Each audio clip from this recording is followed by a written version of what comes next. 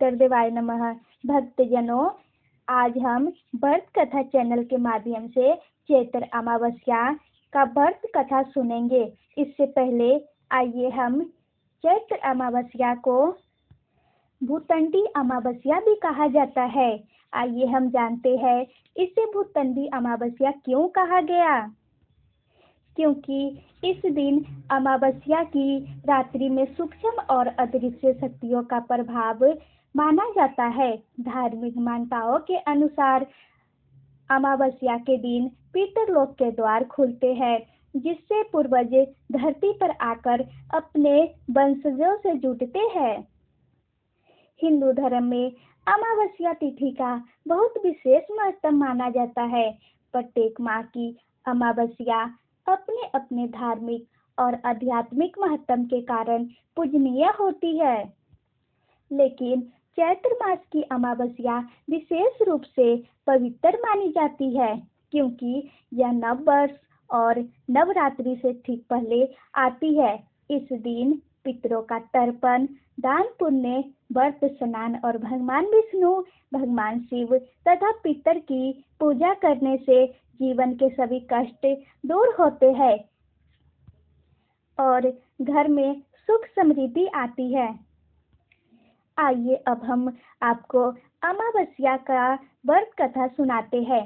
प्राचीन समय में एक नगर में एक धर्मात्मा और दयालु ब्राह्मण रहता था। उसका नाम देवदंत था। वह अत्यंत विद्वान, भगवान का भक्त था। उसके घर में उसकी पत्नी, 2 पुत्र और 1 पुत्री रहते थे। देवदंत प्रतिदिन प्रातःकाल उठकर स्नान करता, मंदिर जाता और भगवान विष्णु तथा भगवान शिव की पूजा करता था। वह गरीबों को दान देता और भूखे लोगों को भोजन कराता था। लेकिन समय के साथ साथ उसके जीवन में कई कठिनाइयां आने लगी।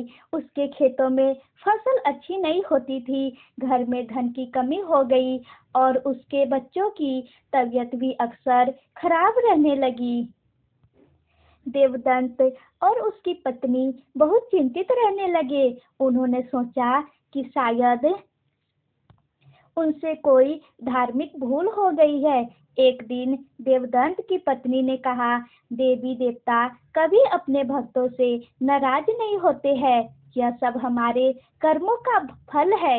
हमें और अधिक श्रद्धा और विश्वास से भगवान की भक्ति करनी चाहिए। एक दिन देवदंत नदी के किनारे स्नान करने गया। वहां उसने एक महान तपस्वी ऋषि को ध्यान में लीन देखा। देवदंत ने उन्हें प्रणाम किया और उनकी सेवा की। जब ऋषि ने आंखें खोली तो उन्होंने देवदंत को आशीर्वाद दिया और पूछा, वत्स, तुम बहुत चिंतित दिखाई दे रहे हो, क्या बात है? देवदंत ने अपने जीवन की सारी समस्याएं ऋषि को बता दी। ऋषि मुस्काए और बोले, वत्स, तुम्हारी परेशानियों का कारण पितर दोष है। तुम्हारे पूर्वज तुमसे नाराज है क्योंकि तुमने उनके लिए उचित तर्पण और श्राद्ध नहीं किया। अगर तुम चैत्र अमावस्या के दिन व्रत रखकर पितरों का तर्पण करोगे, दान करोगे और कथा सुनोगे तो तुम्हारे सारे कष्ट दूर हो जाएंगे। देवदंत ने श्रद्धा से पूछा, गुरुदेव, कृपया मुझे इस व्रत की विधि बताएं। ऋषि ने कहा, चैत्र अमावस्या के दिन प्रातःकाल उठकर पवित्र नदी या घर में गंगा जल मिलाकर स्नान करो। फिर भगवान विष्णु और भगवान शिव की पूजा करो। पितरों के लिए जल, तिल और कुश से तर्पण करो। ब्राह्मण और गरीबों को भोजन कराओ और दान करो। इस दिन व्रत रखकर अमावस्या की कथा सुनाना भी बहुत आवश्यक है।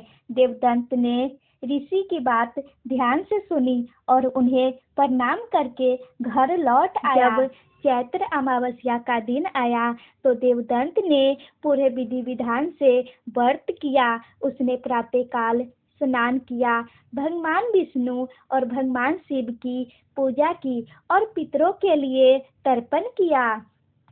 उसने ब्राह्मणों को भोजन कराया और गरीबों को दान दिया। उसकी पत्नी और उसके बच्चे भी पूरी श्रद्धा से भक्ति के साथ पूजा में शामिल हुए। उन्होंने अमावस्या की कथा सुनी और भगवान से प्रार्थना की कि उनके जीवन की सभी परेशानियां दूर हो जाए। कुछ ही दिनों बाद देवदंत के जीवन में चमत्कार होने लगे। उसके खेतों में अच्छी फसल होने लगी, घर में धन धान्य की वृद्धि होने लगी और उसके बच्चों की सेहत भी सुधर गए। देवदंत और उसकी पत्नी भगवान का ध्यान करने लगे। उन्होंने समझ लिया कि यह सब चैत्र अमावस्या के व्रत और पितरों के आशीर्वाद का फल है। उस दिन से देवदंत और उसका परिवार हर अमावस्या को व्रत रखने लगे और पितरों का तर्पण करने लगे। धीरे धीरे उनके जीवन में सुख शांति और समृद्धि आ गई। समय बीतता गया, देवदंत के बच्चे बड़े हो गए और विद्वान और धर्मपरायण बने। वे भी अपने पिता की तरह धर्म कर्म में विश्वास करने लगे। पूरे नगर में देवदंत के परिवार की प्रशंसा होने लगी। लोग उनसे पूछते, आपके जीवन में इतना सुख और शांति कैसे आई? देवदंत ने कहा, यह सब भगवान की कृपा और पितरों के आशीर्वाद से संभव हुआ है। अगर हम श्रद्धा और विश्वास से चैत्र अमावस्या का व्रत करें, पितरों का तर्पण करें और दान पुण्य करें तो भगवान हमारी सभी मनोकामनाएं पूरी करते हैं।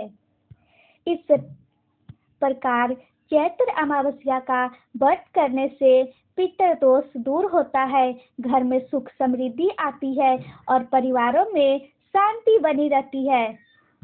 धार्मिक ग्रंथों में भी कहा गया है कि जो व्यक्ति इस दिन स्नान, दान, तर्पण और व्रत करता है उसके घर में कभी दरिद्रता नहीं आते, पितरों का आशीर्वाद बना रहता है, उसके जीवन में कष्ट दूर हो जाते हैं और उसके पुण्य की रास्ता खुल जाते हैं। इस दिन विशेष रूप से तिल, अन्न, वस्त्र और भोजन का दान करना चाहिए, यह शुभ माना जाता है।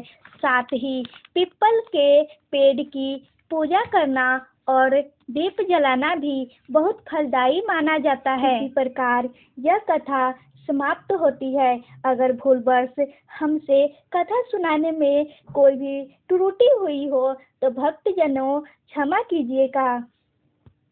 इस प्रकार की कथा सुनने के लिए हमारी व्रत कथा चैनल को सब्सक्राइब करें और लाइक करना मत भूलिएगा। कमेंट में प्रेम से राधे राधे